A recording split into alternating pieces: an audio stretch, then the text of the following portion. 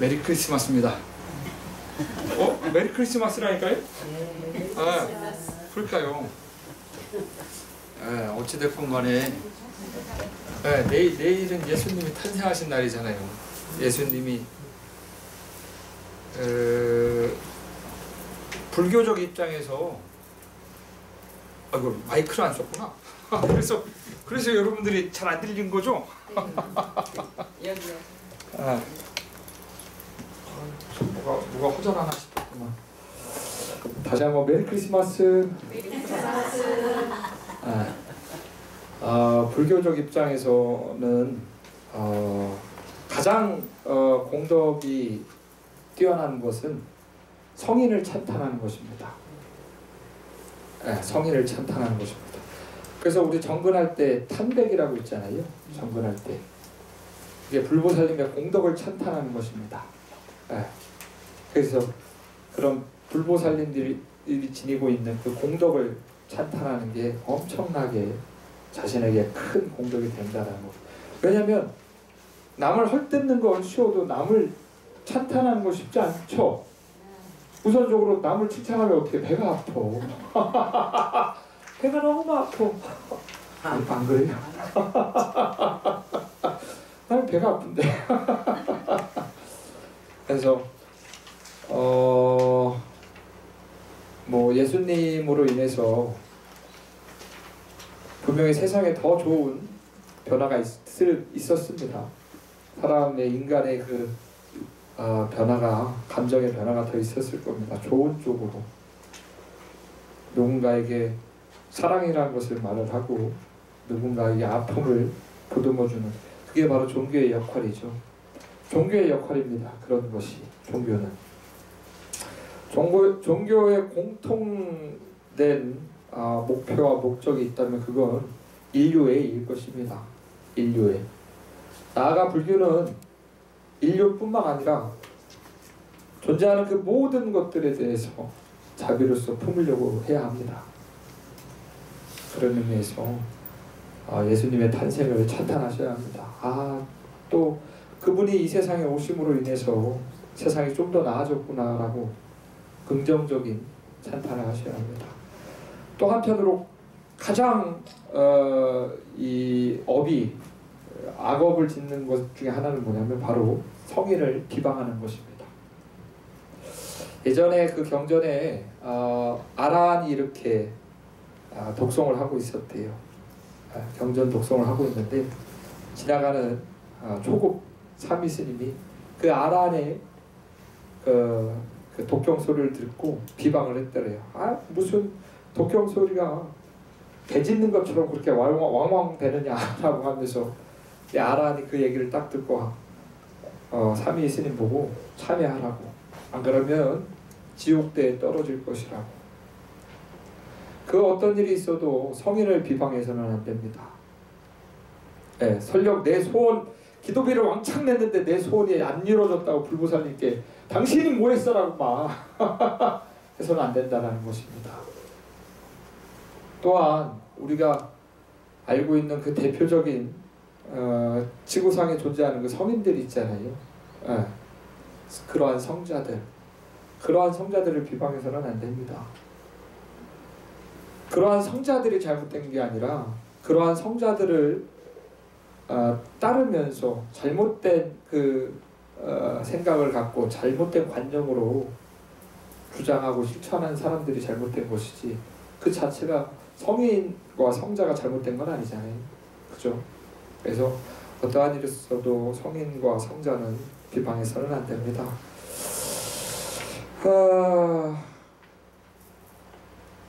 오늘이 크리스마스 이브인데 언제부턴가 이 절집에서 이렇게 살다 보면은 좀 무관심해지는 것들이 있는 것 같아요. 그 중에 대표적인 게 바로 크리스마스겠죠. 예전에 그 크리스마스 하면은 출가하고 나서도 크리스마스 하면 좀 뭔가 좀 설렘이 있었고 뭐 그랬는데, 이제는 오늘이 그날 같고 그날이 다음 날 같고 뭐 똑같더라고요. 그래서 무슨 말을 하려고 하면 여러분들이 오늘 오신 분들이 찐불자라는 겁니다. 저는 오늘 아무도 안 올 줄 알았어요. 그래서 오늘은 조금 부처님께 이 불공만 드리고 나도 쉬어야겠다 싶었는데 왜 이렇게 왔어요 근데. ጭ불자야. 예, 갖고 계시죠? 예. 우처 현인의 혐의지간이며 기위 유지해인 야리요. 괜찮요. 더워 죽겠어. 우처 현 선인의 혐의지간이면 기위 유지해인 야리요. 또 우자 이 고처자죠. 선인의 혐의지간이면 현선 어질련자 작갈선자 그 현선의 사람들의 혐의 이 혐의를 받는다면 우리가 혐의가 있다 의심하다 그러한 상황에 처한다면 고처자를 이제 뭐뭐에 처한다면 어찌 지혜가 있는 사람이라 할 수 있으리요. 의미를 해석해 보겠습니다. 또한 어질고 착한 사람들로부터 혐의를 받는 상황에 처한다면 어찌 지혜가 있는 사람이라 할 수 있겠는가. 나는 아무것도 안 했는데 왜 나한테 이러지라고 가끔은 막 이 난처한 상황에 처한다면 그때 왜 저 사람들은 나한테 이러지라고 바깥으로 시선을 돌리지 말고 혹시라도 내가 마음을 그렇게 쓰진 않았나라고 돌이켜 보십시오. 내가 그러한 상황을 만들지 않았나라고 돌이켜 보십시오. 불교는 그렇게 자신을 돌아보셔야 합니다. 아까 좀 한 9시 반에 들어왔어요. 왜 이렇게 일찍 들어왔냐고 타박하는 사람이 있었는데 저도 때로는 제 기도도 하면서 살아야죠. 맨날 여러분들만 기도 어떻게 하겠어요. 저도 여러분들과 똑같은 중생이라니까요. 저도 다음 생에 어떻게 될지 몰라요. 아니 저도 제 기도 해야 될 거 아니에요. 다음 생에 누군가한테 보내 경상도 스님으로 태어날 거라 그랬어요. 내가 눈치 오기 싫어서. 경상도는 눈이 내리면 사라진다 그러더라고요. 네, 다음 생은 내가 경상도 중으로 태어나야지 내가. 그래서 9시 반에 들어와서 좀 제기도를 했습니다. 다란이를 이렇게 좀 하면서 탐진치 삼독으로부터 물들지 않기를 간절히 바라드립니다라고 제 기도를 좀 했습니다. 불교는 부처님의 가르침은 그 어떤 것도 마음으로부터 잡지 않는 것입니다. 그 어떤 것도 마음으로부터 잡지 않는 것입니다. 그게 바로 반야바람일입니다. 하물며 나라고 하는 그 생각마저도 마음으로부터 잡지 않아야 합니다. 제가 요새 수덕사 강원 스님들, 학인 스님들 연부를 가르쳐주러 가요. 연부를 가르쳐주러 다니는데 그렇다고 뭐 제가 연부를 그렇게 썩 잘하는 건 아닙니다. 연부를 가르쳐주러 가는데 거기에 이제 제 사제 스님이 이렇게 계셔요. 사제 스님이 강원 스님이니까 출가한 지 한 2, 3년 되신 것 같은데 매 한 번도 서로 마주보고 인사한 적이 없었는데 강원 스님들 연부를 가르쳐주러 가면서 이제 인사를 이렇게 저 스님이 제 사제 스님이구나 이렇게 하는데 근데 이제 사제 스님 몇 번 이렇게 다니다가 이제 강의가 끝나고 사제 스님한테 물어봤죠. 선생님 겨울옷은 있습니까? 그러니까 의사 스님이 겨울옷은 해주시던가요? 그러니까 아니요 스님 안 해주셨는데 야 이거를 내가 괜히 물어봤네.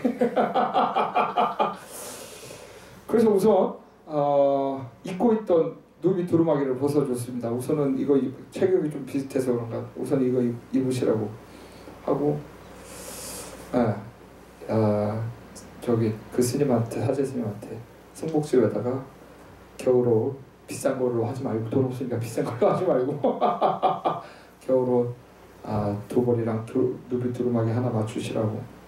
원래는 은사 스님이 하셔야 되는데 은사 스님이랑 상자랑 이제 법납 차이가 많이 나면 중간에 끼인 사람이 해야 되는데 그 누가 그러더라고요. 오늘 저기 전화 통화하면서 도반 스님이 스님 내가 강원단이 저기 수덕사 가서 이렇게 해서 사제 스님한테 이렇게 하면서 그 스님이 아따 돈도 없는 중에 오지랖은 그렇게 넓어가지고 어떻게 한대. 그래서 스님은 그 은사 스님한테 맞이고 누군가에겐 봐지고 영랑사 주지고 삼지야 삼지. 근데 사제 스님한테 벗어준 그 누비 두루마기가 옷에 착 감겼나 봐요. 오늘 아침에 저기 관음전에서 이렇게 독경을 하는데 문득 아깝다는 생각이 드는 거예요. 야 세상 그렇게 사람 취해 보일 수 없대. 그래서 야 내가 왜 이런 걸로 마음의 애착을 그거 뭐 별거 아닌데 벗어줄 수도 있는 거고 돈으로 따지면 그렇게 별거 아닌데 오히려 사제 스님한테 해준 승복값이 더 비싼 건데 그게 애착이 생겼었나 봐요. 저한테 애착이. 왜 애착이라는 게 생기는 게 옷이 있잖아요. 그게 애착이 벗어줄 땐 몰랐는데 벗어줄 때는 아유 그래 뭐 이거 하면서 벗어줬는데 시간이 딱 지나서 보니까는 거기서 오늘 아침에 딱 기도하는 순간 그 애착심으로 인해서 거기서 제가 집착하고 있는 제 모습을 보더라고요. 내려놓자. 그렇게 끊임없이 반조하셔야 합니다. 그렇게 끊임없이 자신을 돌아보셔야 합니다. 그 사람들 나를 해코지하고 나를 힘들게 하는 그 사람들의 마음을 시비분별하는 것이 아니라 내 마음에 일어나는 그 탐진치 삼독에 물들어가는 내 마음을 시비분별하셔야 합니다.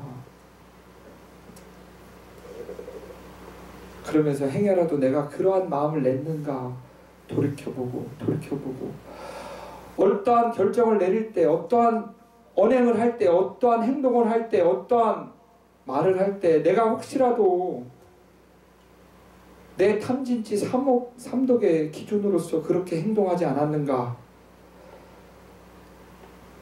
그렇게 말을 하지 않았는가, 그렇게 생각하지 않았는가 하고 돌이켜보셔야 합니다. 그게 찐불자가 해야 되는 일입니다. 아까 종교가 인류애를 위해서 긍정적인 작용을 한다고 했지만 단언컨대 오직 불교만이 그 어디에도 걸림이 없는 대자유를 얻을 수 있는 유일한 방법임을 믿으셔야 합니다. 그게 바로 불자의 신심입니다. 부처를 믿는 게 아니라니까요. 그냥 단순히 부처를 믿고 예수를 믿는 건 똑같아요. 아니 각자의 종교에서 교주를 믿는 건 똑같은 거지 뭐가 달라요? 에? 그게 바로 종교적 신심이라는 겁니다. 교주를 믿는 거야 당연히 종도들이 교주를 믿는 건 당연하죠. 근데 그분의 가르침을 믿어야 될 거 아니에요. 그 어디에도 걸림이 없는 대자유를 성취할 수 있다라고 하는 오직 유일한 그 방법과 길임이 이 부처님 가르침 안에 있다라고 믿으셔야 될 거 아니에요. 그렇게 믿고 실천하셔야죠. 불자라면 단순히 부처를 믿는 것이 아니라 그게 바로 불교적 신심이라는 겁니다. 불자의 신심이라는 겁니다. 나를 봐요. 밖에서 들리는 소리를 보지 말고 나를 봐요. 그만큼 믿음이 없어서 어떻게 한대야. 네. 그 신심에 흔들림이 없으시길 바랍니다. 그 신심에 흔들림이 없으려면 어떻게 해야 되겠어요?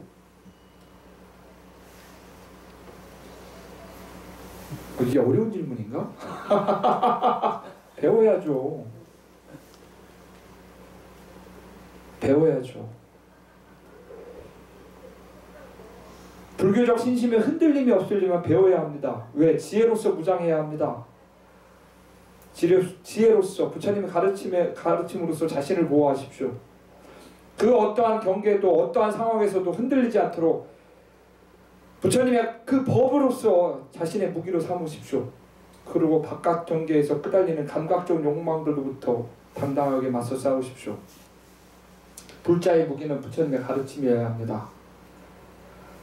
남을 해하려고 하는 칼과 총과 독설로서 그 사람을 힘들게 하고 아프게 하고 괴롭게 하는 것이 자신을 보호하는 무기가 아니라 그 어떠한 상황에서도 그 어떠한 감각적 욕망에서도 그 어떠한 상황 인연 속에서도 자신이 흔들리지 않고 내 마음이 흔들리지 않고 번뇌에 물들지 않는 부처님의 가르침이 불자의 무기여야 합니다.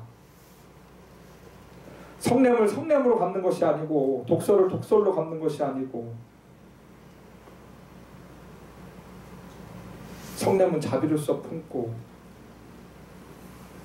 독설은 온화한 언행으로서 대응하고 그 정도 각오를 해야 불자가 되는 거 아니에요? 예? 그 정도 돼야 부처님 전에 삼배해야 되는 진정한 불자 아니냐고요. 이제 다 교회로 가겠네 이제 오늘. 불교 힘들다고. 예? 그 정도 각오로 불자가 되십시오. 시간이 지나면 지날수록 점점 더 제 꼬라지를 보게 됩니다. 공부를 하면 할수록 제가 지금까지 가려고 했던 가고자 하는 그 방향이 정말 맞는 건지라고 하는 회의가 들기도 하고 의심이 들기도 하고 내가 출가자로서 이 길을 가는 것이 맞는가라고 하는 생각을 돌이켜보게 됩니다.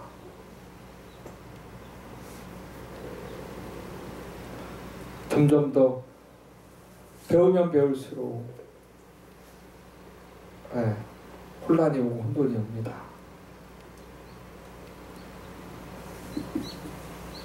무거운 얘기가 아닌데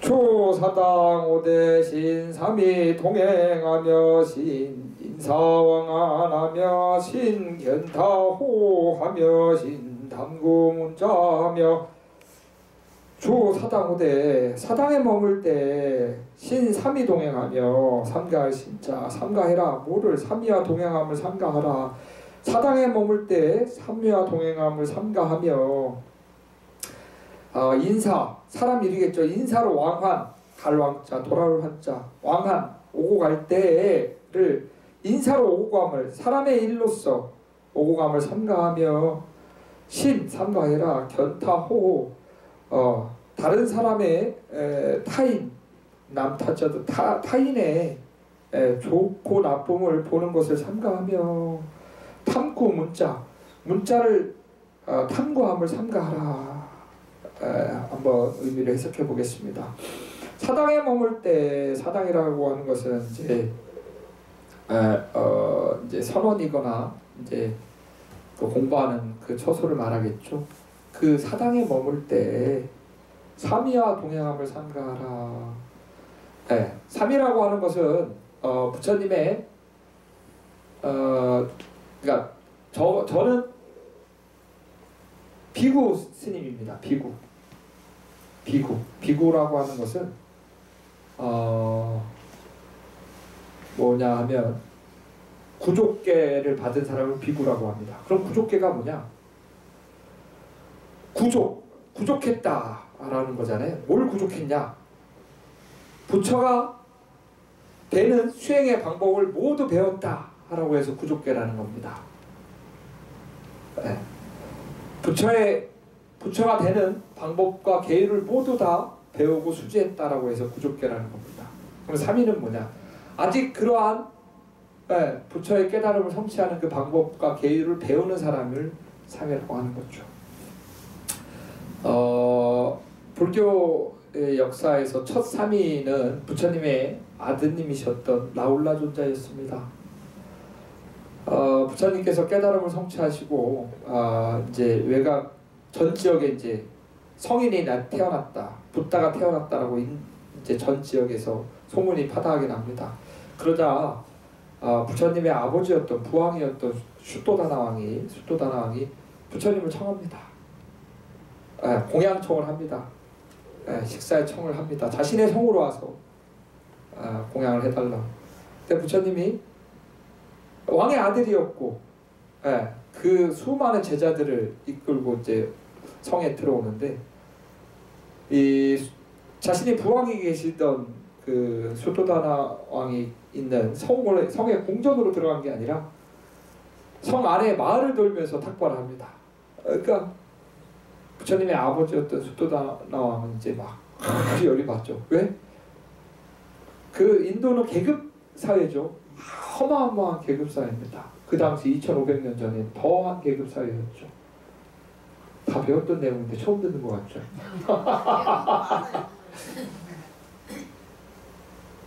그런데 그런 철저한, 왜냐하면 어느 정도 계급 사회냐면 저 상위층 카스트에 위치하는 그 사람들이 하위층 사람들과 밥도 같이 안 먹고 자리도 같이 안 하고 하물며 우물도 같이 안 쓰고 그 정도였습니다. 근데 부처님께서는 이 슈토다나 왕 자신의 나라에서는 정말로 상위층의 계급이었는데 마을을 돌아다니면서 탁발하고 있으니 부왕의 눈에는 그게 오죽했겠냐고요. 근데 그걸 다 참아가면서 이제 부처님께서 성 안으로 들어오십니다. 그때 부처님의 부인이셨던 아쇼다라 왕비가 자신의 아들 라울라를 보면서 저분이 너의 아버지시다. 그리고 너희 아버지에게 맡겨놓은 유산을 달라고 해라. 그래서 라울라 존자가 이제 부처님을 찾아갑니다. 이제 부처님이 탁 보시고 출가를 시킵니다. 그 어린 자신의 아들을. 그래서 사리불 존자가 가섭 존자, 사리불 존자님이신가? 사리불 존자님께 이제 머리를 깎게 하고 이제 어린 나이에 승간에 들어왔으니 승간에서는 1일 1식이죠. 점심에 이제 탁발에 의존해서 1일 1식을 합니다. 어린 나이에 이제 들어왔으니 얼마나 힘들었겠냐고요. 말썽도 많이 피우고 힘들어하고 그러니까 부처님께서는 하루는 라울라 존자를 부릅니다. 라울라야, 발 씻는 물을 떠다 다오. 그러니까 라울라 존자님이 발을 씻는 물을 다 떠옵니다. 그래서 이제 발을 다 씻으시고 부처님께서 물을 한 반 정도 따릅니다. 그러면서 라울라 존자에게 이 대야에 물이 얼마나 남아있느냐라고 하자 라울라 존자님이 반 정도 남아있습니다. 세존이시여. 수행자가 거짓말을 하고 언행이 바르지 못하고 행동이 바르지 못하면 그 수행자의 공덕은 이 대야에 남아있는 물과 같이 매우 적느니라. 그러면서 그 세숫대야, 물에 담긴 그 대야를 엎습니다. 수행자가 언행이 바르지 못하고 행동이 바르지 못하고 그러면 수행자의 공덕은 엎어진 이 대야와 같이 아무런 공덕을 성취할 수 없다. 그러면서 또 빈 대야를 보여줍니다. 수행자가 언행이 바르지 못하고 행동이 바르지 못하고 자신을 돌아보지 않으면 이 빈 대야와 같이 그 어떠한 공덕도 성취할 수 없느니라. 불교는 지극하게, 아까도 말씀드렸지만 불교는 지극하게 자신을 살피는, 자신의 행동, 언행과 말과 행동과 생각을 살피는 종교입니다. 그래서 그 말을 듣고 어린 나이에 나홀라 존재가 다 그렇구나 하고 거기서 딱 굳은 결심을 해서 밀행제일, 아무도 모르게 뒤에서 이렇게 공덕을 성취하는 밀행제일 존재가 되셨죠. 그래서 삼위와 동행할 때는 아까도 말했듯이 그 아라한이 그 흠이 될 수 왜냐면 그 아라한의 문제가 아니라 그 삼위의 입장에서 자신의 식견으로 그 사람을 판단해서 악업을 질 수가 있기 때문에 그래서 삼위와 동행을 삼가하라 라고 하는 말이 있습니다. 또 삼가해라 뭘 인사왕한 사람의 일로서 왔다 갔다 하는 거. 수행자 여러분들이 만약 기도를 한다 기도하는 기도의 원을 세웠다라고 한번 생각해 보십시오. 기도의 원을 세웠는데 사람 일 다 해가면서 기도 되든가요? 안 돼요. 전려망연해야 돼요. 기도할 때는 번잡한 것을 다 내려놓으셔야 합니다. 늘 말씀드리잖아요. 사람 못된 놈이 중되고 중 못된 놈이 성불 한다고. 사람 일 다 해가면서 중 노릇 못합니다. 근데 중 노릇 하면서 또 거기 안에 또 사람 노릇 하려고 막 봐도 저처럼 그런 사람이 있어요. 그러면은 이건 성불을 할 수가 없어요. 그렇게 인연을 정리하셔야 합니다. 그래야 기도에 전념을 하죠. 아이고 때가 됐으니 저 사람한테 또 인사하고 인사치레하고 뭐하고 새해 됐으니 저 사람 안부 전화하고 그냥 할 일 없이 안부 전화하고 잘 지내냐 뭐 하냐 누구 생일이니까 뭐 보내고 뭐 하고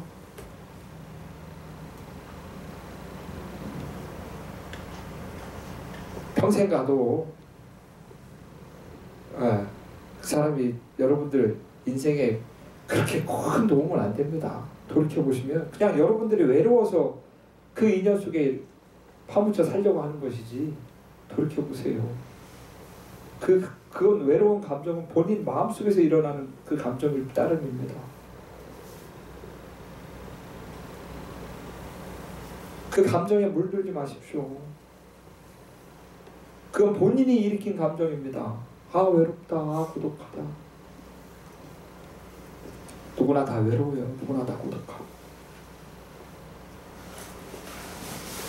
근데 그건 다만 여러분들 각자가 일으키는 감정일 따름입니다. 무엇인가에 의지하려고 하는, 무엇인가에 의지해서 만족하려고 하는, 무엇인가에 의지해서 만족하는 것은 늘 공허하고 헛헛할 따름입니다. 왜? 변하니까. 변하는 것은 사라지니까. 변하고 사라지는 것은 거기에 변하고 사라지는 것에 의지하고 애착하면 어떻게? 괴로우니까. 아까 제가 사제스님한테 제 누비두루마기를 준 것처럼 애착하면 어떻게? 괴로워요. 애착하면 괴롭다고요. 여러분들은 뭐에 가장 애착하십니까? 동생은 자기 자신에 가장 애착합니다. 나라고 하는 것에 가장 애착합니다. 괴롭습니다.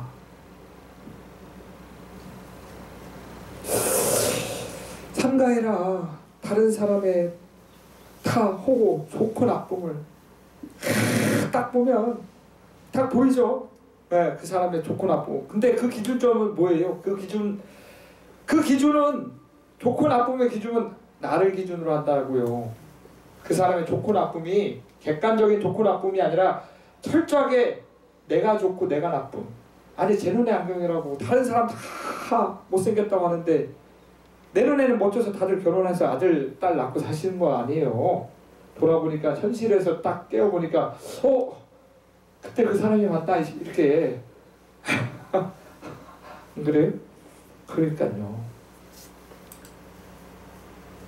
견타호. 그 사람의 좋고 나쁨은 자신을 기준으로 해서 좋고 나쁨을 분별한다고요. 나에게 이익되면 좋고 나에게 손해면 싫고 자신의 애착을 기준으로 한다고요. 그러니 그 사람의 좋고 나쁨에 대해서 그 사람을 향해서 손가락질하는 게 의미가 있겠습니까? 없어요. 그 좋고 나쁨을 일으키는 그 본래의 마음자리를 돌이켜보셔야 된다는 겁니다. 에? 본래 그 마음자리로. 그리고 또 삼가해라. 오늘따라 하지 말라는 게 이렇게 많아요. 탐구 문자. 문자를 탐구하는 것을. 문자를 탐구한다라는 것은 여러분들 불교 공부를 함에 있어서 불자님들 생각해 보셔야 되는 것만 실천주의자가 돼야 합니다. 귀로 듣고 그 귀로 듣고 그냥 아 좋네 하고 뒤돌아서면 어떻게 해야 돼요? 그냥 좋았던 걸로 이제 막 끝나는 거예요. 네, 앞으로 아니요. 제 얘기 저기 이렇게 얘기하는 거 괜찮죠? 들을만 하죠? 근데 밖에 나가면 똑같아진다고요. 그냥 위로서 귀가 즐거운 그것으로서 부처님의 가르침을 만족해서는 안 됩니다. 10가지를 듣더라도 9가지가 생각 안 나더라도 한 가지라도 아까 말씀드렸잖아요. 그 한 가지를 자신의 무기로 삼아서 그 경계와 상황 속에서 맞서 싸우셔야죠. 실천해야죠. 그냥 좋네. 부처님 좋은 말씀 하셨네. 야 멋있네. 이걸로 끝나는 게 아니라 아니 멋있는지 누가 몰라.